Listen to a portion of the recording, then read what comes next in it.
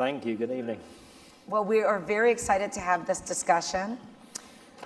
I want to start off actually just with your growing up in your life, because the one thing I find interesting is many believe that McDonald's is one of the quintessential American brands. How did it come to be run by a Brit? Tell us a little bit about your career path and how that happened. Well, the quick answer is you can blame Chairman McKenna. The wonderful thing about McDonald's is, and I say this within our business a lot, I think the US will always be the heartbeat of our brand. No matter how the international business develops, no matter how far we expand, emerging nations, emerging countries we could open multiple thousands. We already are in countries like China, and inevitably we'll do in India and Russia over time. But the heartbeat, the essence of what we are, is that we're born in the USA. I think that's absolutely fabulous. But then as we transport the brand into local markets, we tend to have local supply chains, local management, local tone of voice, because the tone of voice through all your communications is really important as well. And people love to get a taste of Americana, but also know it's effectively a business that is established for the long term in their local country. So, I was very fortunate. I had my first 18 or 19 years at McDonald's was pretty much always within the UK. How did you end up there? How did you start off working at McDonald's? I fell into it really. I got my chartered accountant, what we call here a CPA, Pricewaterhouse, and once you get your qualification, we're pretty keen to move on. I'd spend most of my time. I'm now going to offend everyone here, so sorry. I spent most of my auditing time in financial services. I knew that was what I didn't want to do. I'm not offended. So sorry about that. But for some reason I felt I want to be consumer-facing, retail or consumer-facing. It just felt more real, more tangible to me, and I thought I would better engage with it, be more enthusiastic about it. And I managed to get an interview as a junior accountant with McDonald's in the UK.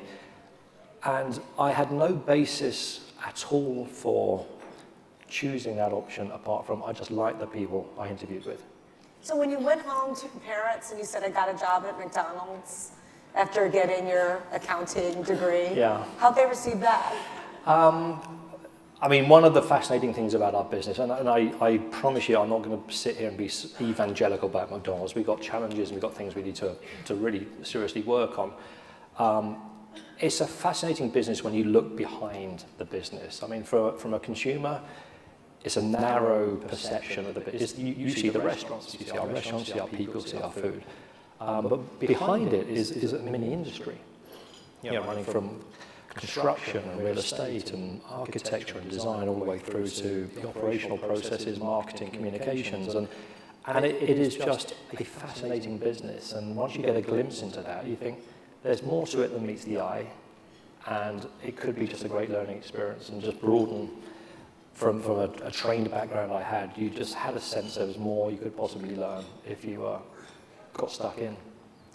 So when I think about McDonald's and the iconic brand, and I'm thinking about you starting your career there, leaving and coming back, which we'll get back to, people always ask a very common question is, what has changed since you joined the company? I actually want to turn it on its head.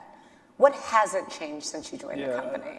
And I much prefer to talk about it that way because it's very easy for us all to get seduced by what we've done in our recent times and look at this evolution, look at this change. What hasn't changed and what I don't think will ever change. Customers love hot, fresh food served in a fast, friendly manner, served at a decent value, in a welcoming and safe environment. I don't think that'll ever change. Now, the manner in which you deliver each of those elements totally evolves and has to change because consumers' preferences change, technology plays clearly a significant part, but the fundamental DNA of McDonald's is hot, fast, fresh food served at great value. That hasn't changed. And whenever we hit a pothole on the road as a business, or when you're visiting the markets, which you're obviously trying to spend as much time doing as possible, if ever we get a market that kind of goes off kilter somewhere, it's typically because they've lost sight of the basics. It's not because they haven't done the attractive new innovation, and we welcome that.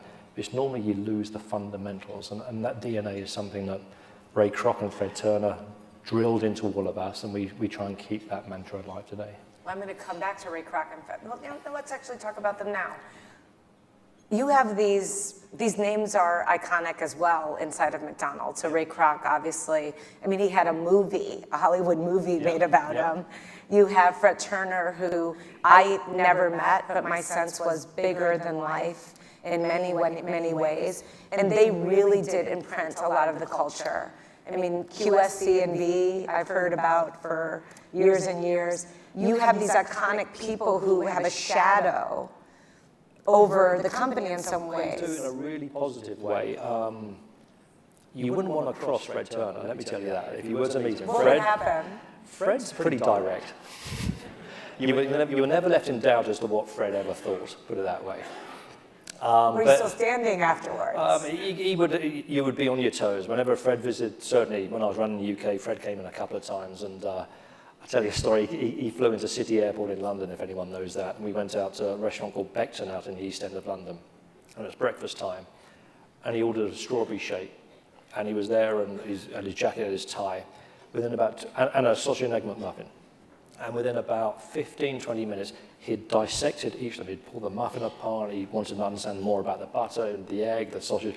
He got into his milkshake, which then exploded on him because he was fumbling with the lid, and it ended up right down his front. So we spent the rest of the day touring restaurants with Fred, with milkshake all the way down his front. But he said, have you changed the strawberry syrup since I was last here? I thought, how on earth do you know that? And he had, we joke about it, he had kind of the golden palate. He could taste every single minor recipe change. Could you actually change the syrup without it being a global decision? As long as Fred doesn't come and check you, yeah. No, we have around 10 or 12 products, menu items that are, we call them, it is our global core. They are non-negotiable, and any market that for whatever reason has to change or wishes to change the recipe, it still comes to me for sign-off. So you personally? For me personally. Now, do they bring the item and you decide? How does that work exactly? There's a huge validation process involved, which, it would obviously have to be consumer-led. So, if consumers taste the changes, so let's say, for example, you want to work sodium out of a certain item. And there are plenty of good consumer-facing reasons to want to do that, but you never want to compromise on taste. So you end up having consumer panels, and you get some form of validation, and then ultimately the team I have around me will make a recommendation to either support it or not. But it's one of those ones where it is just like that secret recipe, that secret sauce, and one of my frames of references would be, what would Fred say? Well, that's good. So let me go back to you say about what hasn't changed, what the consumers want and expect. But they've gotten more demanding, right? Yeah, for sure. I mean, 3 minutes today is not what fast food was 30 years ago, right? It's an incredibly exciting, incredibly challenging time, probably for all of us in business. I mean, I'm not saying we're any different to anyone else, but it's people's frames of reference are continually changing and get continually more demanding. So if you talk about 3 minutes, I would say if there was a survey 10, 15 years ago about just name 10 companies around the world who you consider to be really convenient, I would guess we would be right up there. And then something like Amazon comes along, or Uber comes along, or being able to change your flight on an app comes along. And it's not necessarily change within our sector, it's just change in business and society overall. And it continually resets the definition. So we're not being gauged, if 3 minutes becomes 2 minutes 50, customers won't necessarily say, you're doing such a much better job in service times, because perhaps their expectations are greater than that, because they are seeing so much greater convenience offered through other avenues as well. So it's a continually So how do you balance that? Because Steve Jobs used to talk about the fact that the customer doesn't know what it wants. that was one of the pillars of what they had done at Apple. And so the idea of focus groups, et cetera, weren't his thing. Yeah. But at the same time, you have someone like Jeff Bezos who talks about the fact that the customers are the most demanding, the customer is never satisfied. And they're trying to react to a never satisfied customer, and that's how they evolve as a company. So how do you not get whipsawed by tastes or demands and keep your North Star, wherever it's pointing? I think it's really important for a business like ours. Now, if we try and compare ourselves to an Apple, that's where we start to go down rabbit holes. I mean, there are certain companies that need to be on the forefront of innovation, that need to start to create new trends. I think we're at our best when we're a fast follower of trends, or we stay on trend. Now, to be a laggard is a disaster, because you've got a lot of catching up to do, and that's hard work. And we've had a little bit of that to do over the last few years, but I think we're making progress. But I don't think our customer base is asking us to totally break new rules and break new paradigms. They want us to get better at what we should be good at, and will embrace any efforts we make to basically just become a better McDonald's. So, I mean, the simple language I use, if we can bring the greatest benefit to the most people in the shortest possible time, that's when that's when our scale becomes an advantage. If you resist change because it's just too hard, too difficult, too complicated, you get left behind, and that customers vote really quickly with their feet. So if you want to be a fast follower instead of being on the bleeding edge, we'll say, who are you following? The customer. I mean, the reality is... it's not other companies, it's not... Oh, no, I would look enviously at some for totally different reasons. And again, not necessarily within our sector at all, but I admire, because we're a bricks and mortar company that we are choosing to disrupt and will be disrupted through technology. We're not a tech company that's trying to get back into mainstream bricks and mortar. So I admire companies that are able to reinvent themselves while staying true to the core. The time we start to lose our radar and lose the kind of due north is when we try and copy other people that isn't true to our DNA, and we get slightly schizophrenic. And we have little moments of that. Or one or two countries around the world suddenly get pulled by a certain sentiment, but not necessarily a customer sentiment, but just an underlying conversation that may go on in the country, and they kind of lose their... So what's an example of that? Well, I won't name the country, it wouldn't be fair, but this was probably 2 years ago, but it was one of our more mature, sophisticated markets, ran a promotion of effectively a vegetable burger, like a vegan burger, for about 6 or 8 weeks through a prime part of the year, because there was a growing movement. Now, a growing movement doesn't actually transfer into customer behavior, and it didn't turn out to be too successful. And I mean, the reality is you've got to be really careful about how you adapt, how you signal that you're recognizing changes in consumer trends, but don't look schizophrenic. How do you actually do that? Because I read that obviously one of your big innovations was breakfast all day. Mm-hmm. And I read that for a very long time, it was the #1 requested thing for your company. And yet, that #1 request was not responded to. And then ultimately you did make that decision, and it was huge. It was celebrated, it was big news. So how are you watching and following what the customer wants if I use that breakfast all day as an example? I mean, it's a great example. That was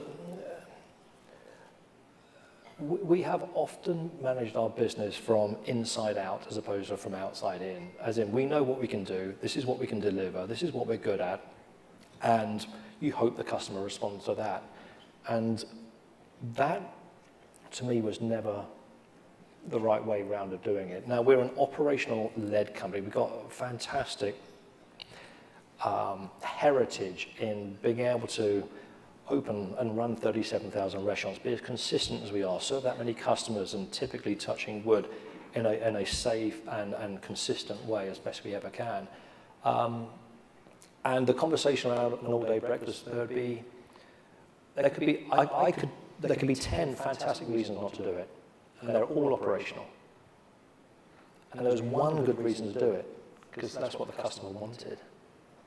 And so you just ask people, you seek for inspiration from within, and this doesn't come out of a head office, this comes in the field. You seek for inspiration for someone who's willing to give it a go. Try and crack that conundrum.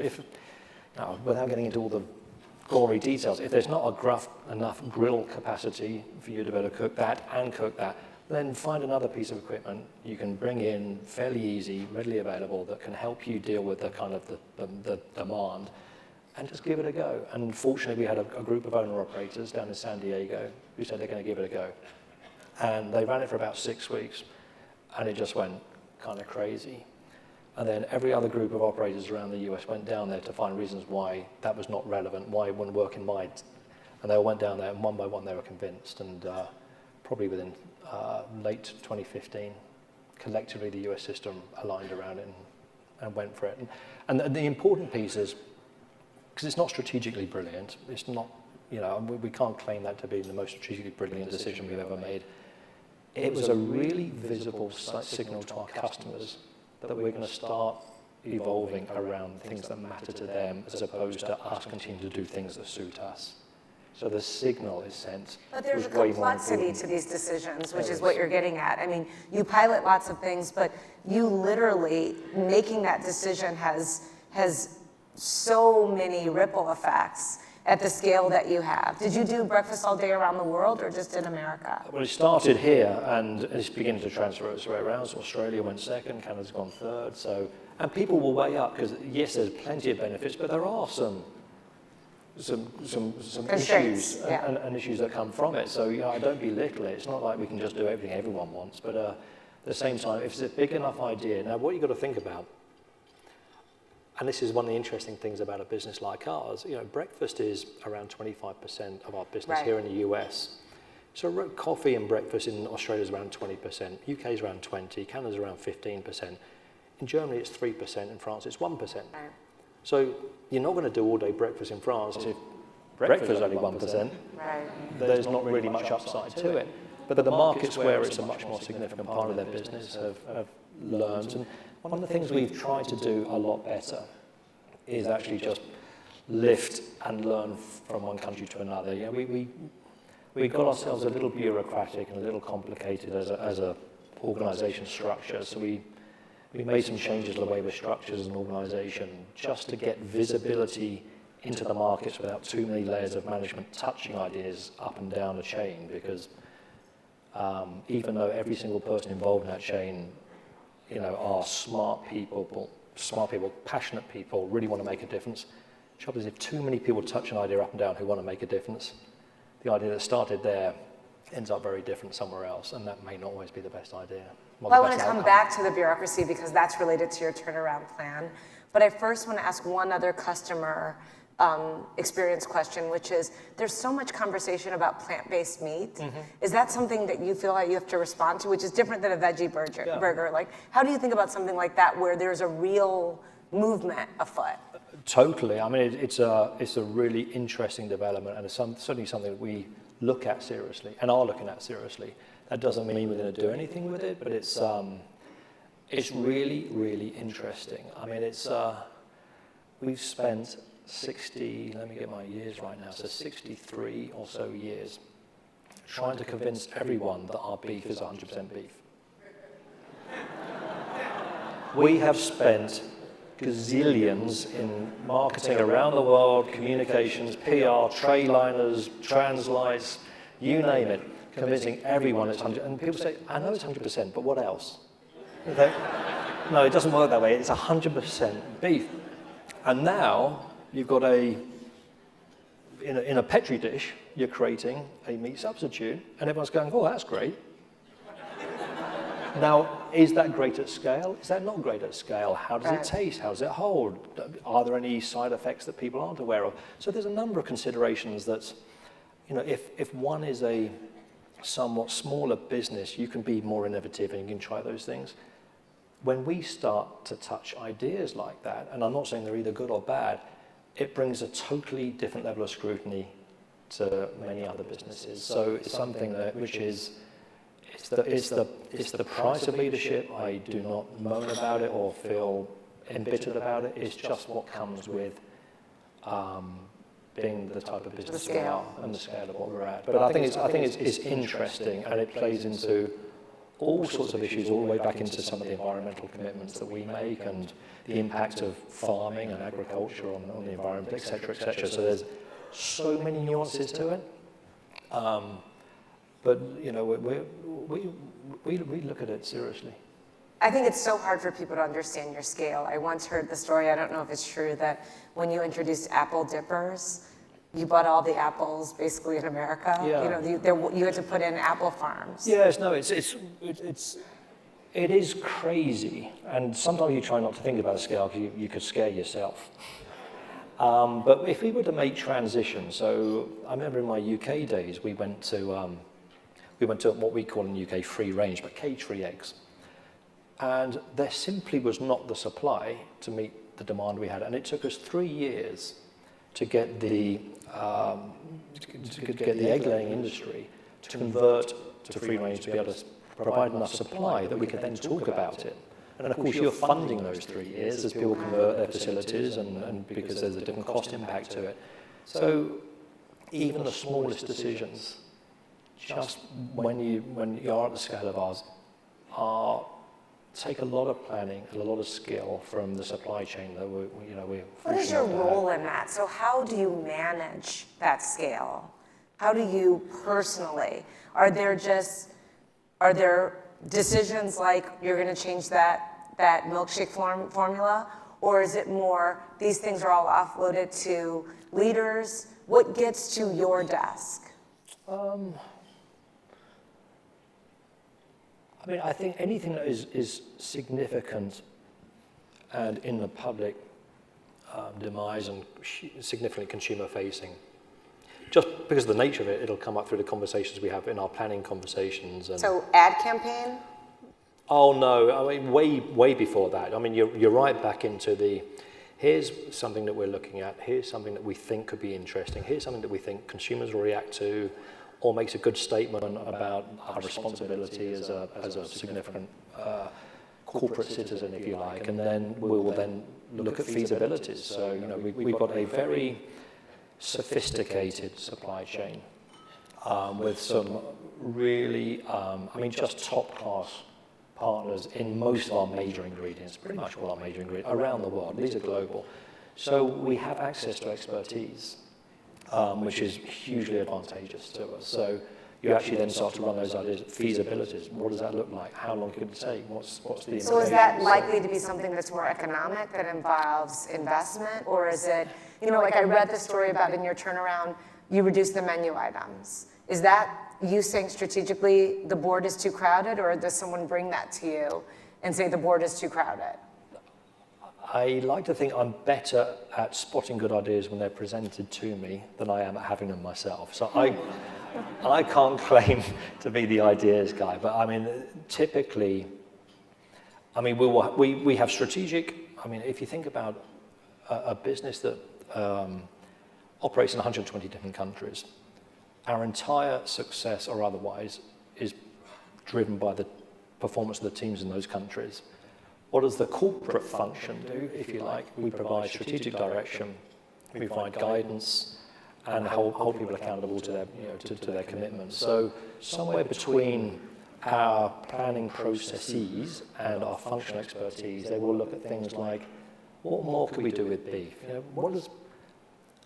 Could we help provide a definition for sustainable beef in a way that there just isn't currently? We know that beef has a big impact on climate. And we know that agricultural practices could improve to be more efficient and more environmentally friendly. As the biggest purchaser of beef, what could we do that would be a responsible move to make that would also resonate, but we're not a charity, it would also resonate with customers and help drive trust and belief in the brand. So some of that can come from the center, but sometimes it'll come from a market who's at the sharp end of a particular issue and are really driven to a form of innovation that actually then looks really interesting and looks like it could have transferability or scalability. What is it that you think you do better than most people? So At Ariel, we call that, what is your genius? What is it that, where you live in a place that you are particularly talented? Me personally? So is it ideas? Is it execution? Is it vision, culture? Where do you fall? None of those. None of those.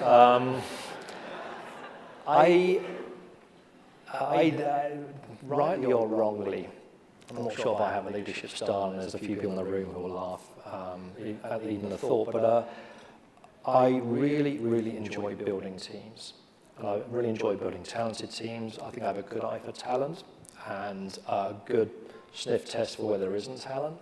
And I'm not slow in addressing that either.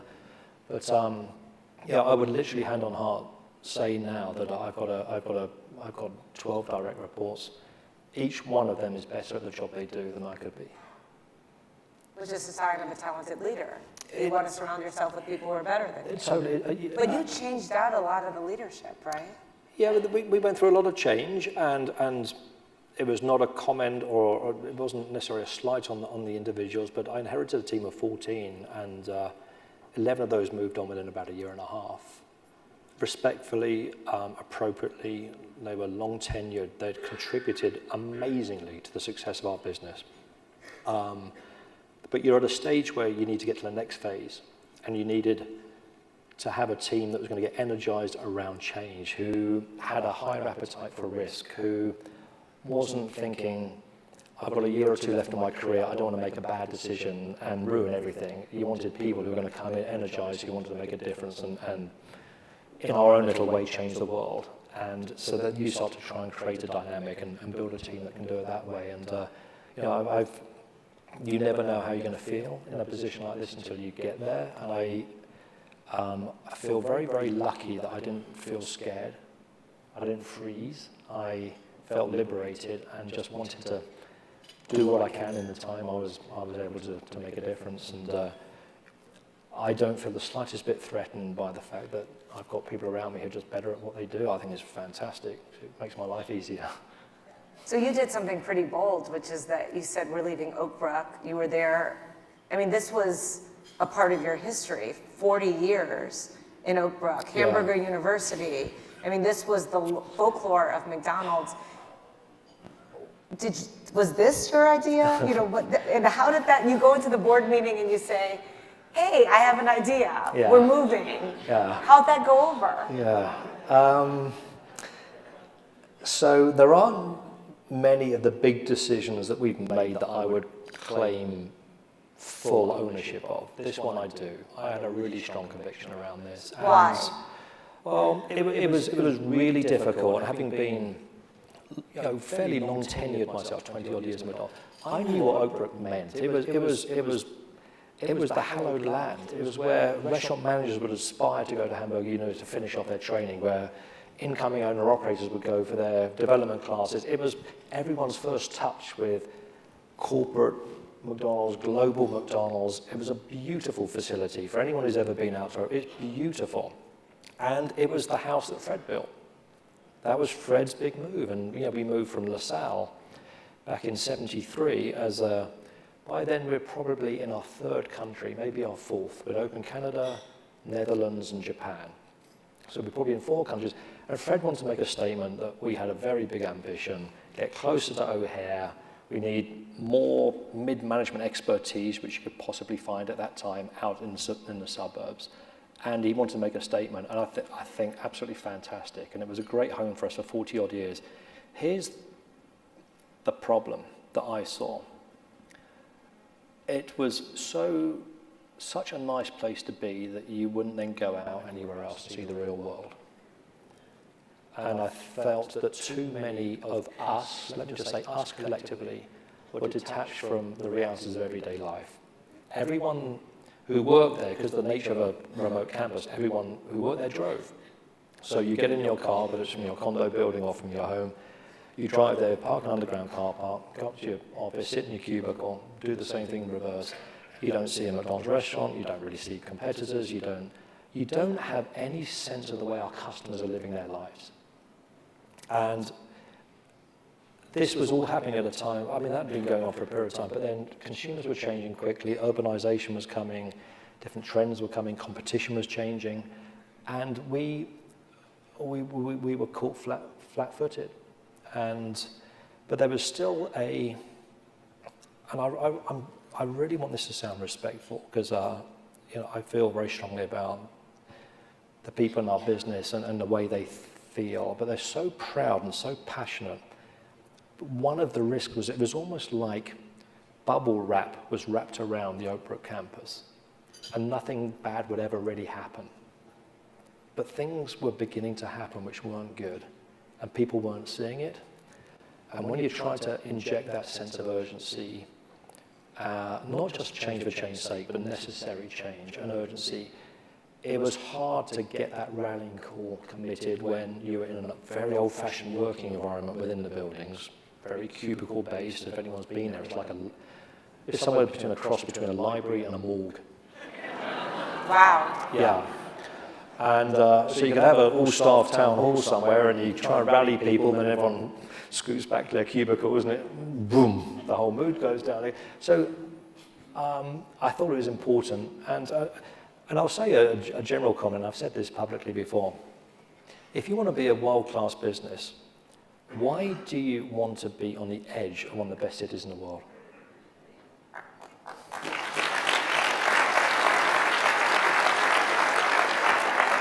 But again, I'll confess to, you get plenty wrong in life. I think I took my idea to the board a little early. Is that right, Andy?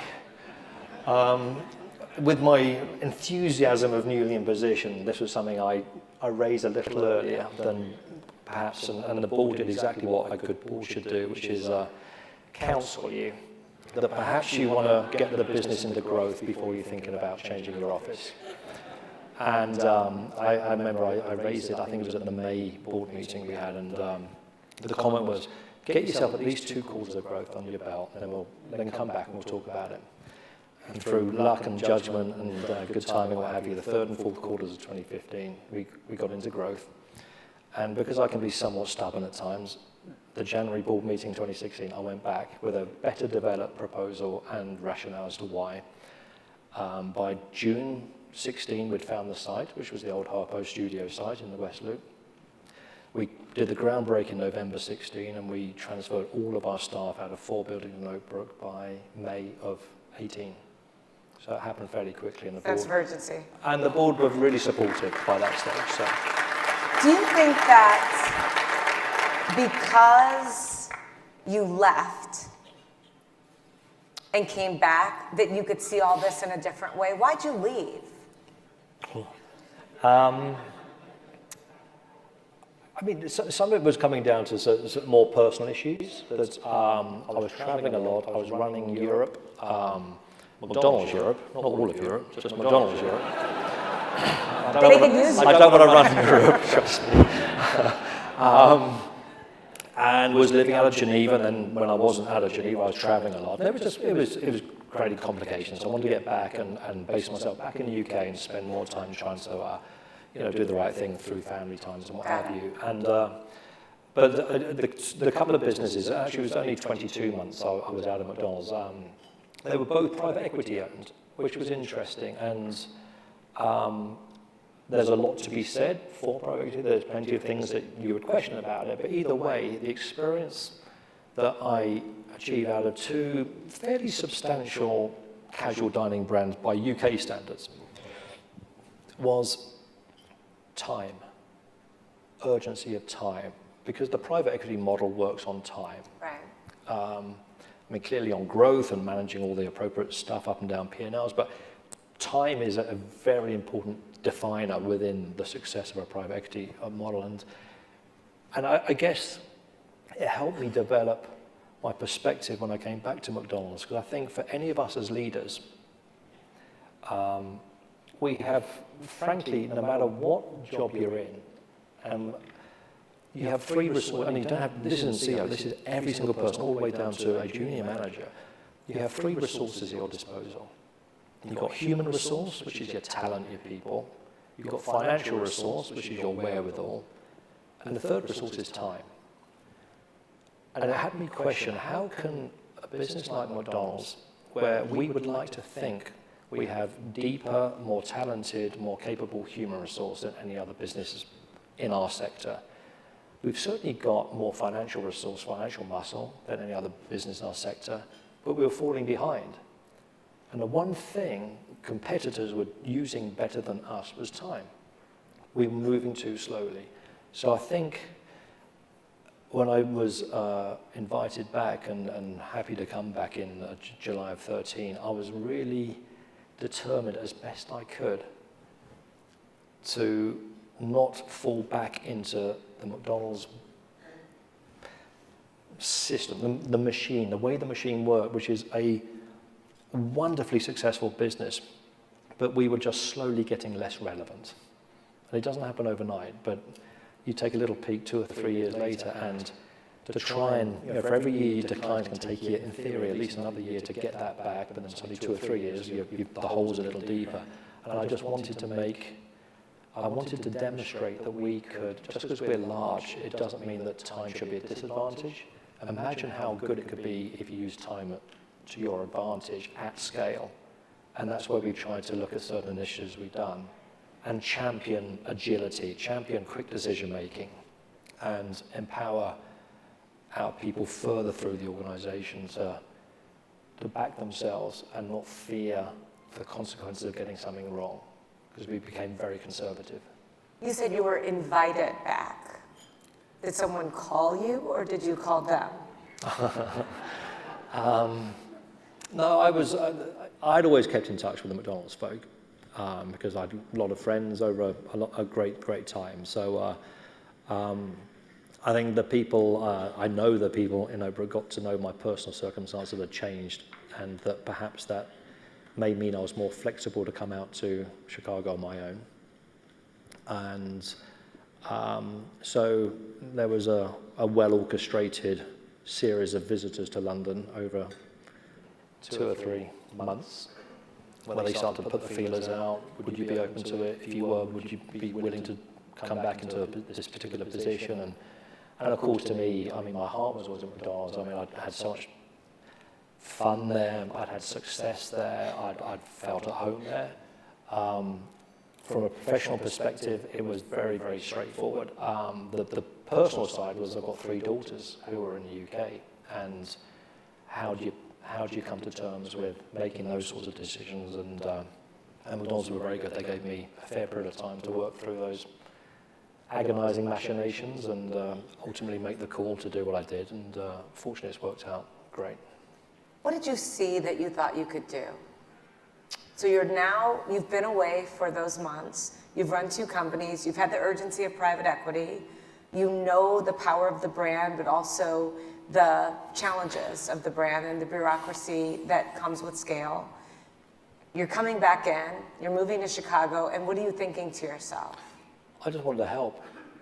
I want to help. I want to be able to, because I had a country experience which not everyone in the centre has typically had. So that was something that gave me a lot of confidence. I knew how the business worked at a market level, a complicated, complex, competitive marketplace. I had my external experience, and I came back to work for Don Thompson, my predecessor, who I had a lot of time for and care for a lot. And I knew things were getting a little tough, and I just thought, I just want to help. Do you think that technology is key to the success story? Yeah. And if so, my new thought is, are all companies technology companies now? I'm not sure they're technology companies. I mean, we're a burger business. But kiosks when you get there. In this, but I think it's important. Future of the customer experience. Yeah, I think it's a really important distinction. I think the reality is no one's going to come in because we've got a kiosk. People will come in because they love a Big Mac or a quarter pounder or fries. So we should never.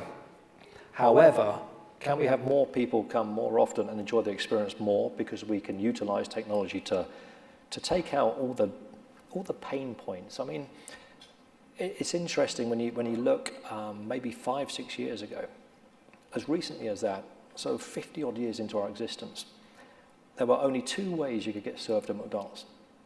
You'd either line up at the front counter, or you line up in the drive-thru, and you select from a menu that we have chosen, which is somewhat static, and there wasn't much flexibility.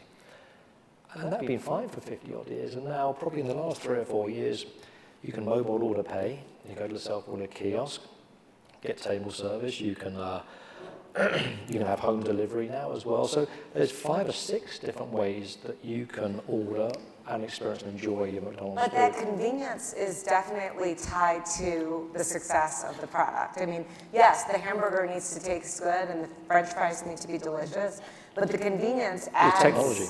Customers. Technology is the enabler. Right. Because if you everything we've just got used to over time is being turned on its head. So paying for your food at a front counter would never have been a pain point up until a few years ago. Now it feels incredibly old-fashioned. So it's either debit, credit, or frankly it should be on the app where you've already got your credit card log. Just taking out all the little pinch points that make a visit just less convenient than it could be. And all of those pain points are being taken out by technology, Yeah. not a new menu item, right? Right. So you use technology. Technology is the enabler to allow people to enjoy the experience more. It's either can you use technology to prepare hotter, fresher food? Is there kitchen technology we can use? Is there ways that we can configure the in-store experience? Yeah, as you say, through self-order kiosks, or maybe people want a mobile order ahead and they can just take it to a table and we can deliver it to them there. So technology is the enabler, for sure. Tell us about delivery. So delivery is super important, right? Yeah. You're $3 billion in revenues right now from delivery. Yeah. You're not everywhere. No. But where you are, it has led to a bigger ticket, so people buy more Yeah. when they're ordering in. So it is additive. It's incremental business. Yes, it is, and it's probably been the single greatest example at the moment of how we've tried very somewhat forcibly initially, and fortunately it was the right issue to push our organisation on to embrace. It took us 20 years, typically mainly in Asia, particularly China and Middle East, to grow a $1 billion delivery business. And the rest of the world will look and think, yeah, but that's Asia, or that's Middle East. That wouldn't be right here. And clearly society is changing and people's expectations change, not just on food, but on whether it's dry cleaning or prescriptions or, it's the Amazon effect, if you like. So we pushed pretty hard on that. We didn't ask people whether they're in the markets, whether they agreed. We let them know they would be doing it and find the best way to do it. So how big will it be? So we're $3 billion business now. We offer it in about 19,000 of our 37,000, so about half our estate. Once you wrap around the year-on-year growth as familiarity and our execution improves, it grows from the existing stores. We've still got another 19,000 to add. And customer awareness is still very low. Even in our successful markets, customer awareness is around 30-40% that we even offer it. So you can imagine if we can work on the awareness, we can keep expanding the number of restaurants, and the consumer trend continues to go that way anyway, it could be substantial. It will be substantial. So that LA Times reporter said the French fry was best in the first 4.5 minutes Yeah. when it was searing hot. Yeah. How are you going to get it there so it still tastes good, it's not totally. soggy? And those are sort of things we were paranoid about when we first moved into it, which was, again, there's a ton of reasons why not to. Because you wrap something that's steaming into a bag, it gets soggy. At the moment, customers just appreciate the fact you're delivering, and they will accept the fact that the product may not be the same as if you were going to store. That doesn't mean that's where we want to settle. So it's not as hot. Inevitably, it's not as hot. I mean, temperature dissipates over time. Well, so- Domino's is putting the oven, they're building the car with the oven. So there's all sorts of stuff you could do. You'll have a fry thing in the back of the... Well, do you, the question is, does it have to come out of a traditional restaurant? Do you open what they can call dark kitchens, where you just Right. have facilities that may be closer to a population where you can open up? Is there innovation in packaging? I mean, at the moment, we're still typically using our existing packaging to prepare and pull together delivery items.